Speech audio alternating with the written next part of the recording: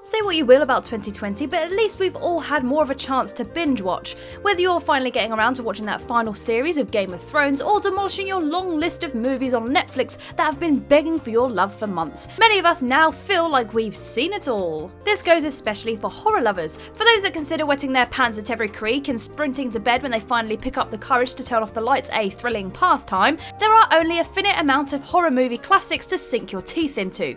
Pun intended. However, once you look past the Halloweens, Conjurings, and Paranormal Activities, there are so many horror films that just wait to scare audiences silly. I am Kirsten from What Culture, and these are 7 terrifying horror films you've probably never seen. Number 7, Better Watch Out. Starting the list is Better Watch Out, which is what would happen if Home Alone and Halloween had a surprisingly charming child. The cast is refreshingly young, starring Levi Miller, who swaps his role as the magical Peter Pan to the mature, and boy does he let us know about it, adolescent pining for his teenage babysitter whilst his friend mocks him, both played by the Visit alumni Olivia DeJonge and Ed Oxenbould. The film does an excellent job making these characters real and relatable with contemporary and natural dialogue, meaning when things begin to go bump in the night and intruders threaten them and our squeaky-voiced hero must defend his beloved, it makes for a really interesting flip on the stereotypical slasher, which expects the babysitter to be the final girl who protects the youngsters. However, by the second half, the film outrageously turns things completely on its head yet again. By the finale, there have been so many twists and turns, you'll be lucky to not be feeling a little bit of motion sickness. However, each turn, which seems to get darker and darker by the minute, turns a decent reversal of the slasher genre into an unforgettable psychological horror. Number 6, Bad Match. Bad Match is one of those typical under-the-radar horrors which can be found buried within the menus of Netflix or Now TV, which would leave most to believe it would be average at best. However, when watched, Bad Match reveals a strong, well-acted slow burner of a horror movie which feels all too real in the modern world of dating and technology. The film stars Jack Cutmore Scott as a Hugh Hefner wannabe who uses girls for sex and then ghosts them. At the start, old Hef Jr. comes across as purposefully unlikable. However, with the introduction of a supposed femme fatale played by Lily Simmons, Hef quickly finds his life tipped upside down and his world and mind crumble around him. Bad Match is a patient picture which appears to start with harmless coincidences and slowly cascades into unsettling real territory, with the protagonist being tormented in very real ways, such as being hacked in very shocking and disturbing ways. By the end, the film does such a good job in flipping the entire premise on its head and leaving those watching gasping at the well-earned finale. Number 5, Terrifier. Now, this film must come with a warning as well as a recommendation. This will give most viewers nightmares. Everything about Terrifier is just so unsettling and can be compared to watching a man repeatedly getting hit in the unmentionables. No matter how hard you wince, you simply can't look away. A slasher through and through, Terrifier follows the vile escapades of Art the Clown, who may earn the title of the Harlequin of Horror, apologies to the Joker and Pennywise, as he single-handedly murders an apartment building on Halloween. David Howard Thornton brings an unprecedented amount of energy to this film as he gleefully hacks and slashes his way through a variety of characters. This film pulls no punches and makes the violence of the likes of Saw look like an episode of Treehouse of Horror, as well as making killer clowns like American Horror Story's Twisty look a little bit more like Krusty.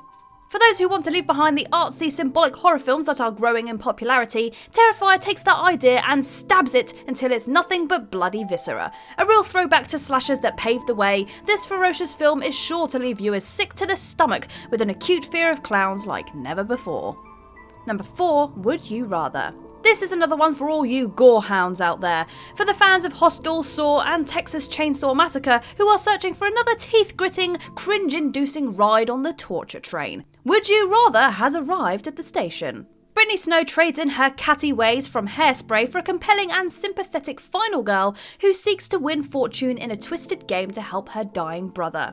Horror veteran Jeffrey Combs also stars in the rich psychopathic sadist role, which will have audiences both cringing in disgust and snickering with chuckles through witty dialogue and a scenery-chewing delivery that will really divide viewers between pure hatred and fascinating fixation. The film builds climactically through different scenarios of the parlour game Would You Rather, with a deadly twist. Contestants are forced to stab, shock and beat each other until there is only one. Would You Rather increases the stakes every time you think they are out, destroying the characters they spend the movie developing one by one, whilst people watching gleefully watch with a hand over their mouths. Number 3. Brightburn. What if Superman became evil before he hit puberty? Well, last year the Gunn family gave grateful horror fanatics a terrifying answer to this nightmarish scenario with the release of Brightburn. Brightburn stars Elizabeth Banks and David Denman in the Ma and Pa Kent roles as conflicted parents raising an alien baby with supernatural abilities. I mean, we've all been there, right? Meanwhile, Jackson A. Dunn puts the in Alien with an eerie performance that falls further and further from humanity in every scene.